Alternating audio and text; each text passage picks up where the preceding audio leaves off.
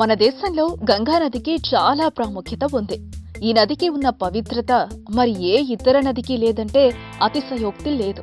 సాక్షాత్తు ఆకాశం నుండి దిగి వచ్చిన గంగాదేవి నీటిలో స్నానం చేస్తే సకల చర్మరోగాలు నశిస్తాయని భారతీయుల విశ్వాసం. అసలు గంగా నదికి ఆ పవిత్రత ఎందుకొచ్చింది? ఆ నదిలోని నీటికి ఉన్న అద్భుత శక్తి ఏంటి అనే అంశాలపై ఇటీవల చండీగఢ్కి చెందిన మైక్రోబయాలజిస్టులు పరిశోధనలు జరిపారు. ఆ పరిశోధనలో గంగా నీటిలో రకరకాల బ్యాక్టీరియాలను నిర్మూలించే వైరస్లను ఉన్నట్లు కనుగొన్నారు. హానికర బ్యాక్టీరియాను సంహరించడం ద్వారా గంగా నీటిని మురిగిపోకుండా స్వచ్ఛంగా ఉంచుతున్నట్లు గుర్తించారు.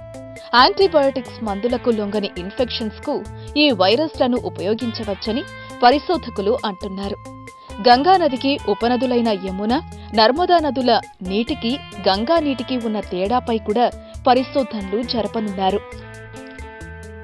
ఈ వీడియోపై మీ విలువైన కామెంట్స్ ని మాతో షేర్ చేసుకోండి. అండ్ ఇంకో విషయం, సబ్స్క్రైబ్ చేయడం మర్చిపోకండి.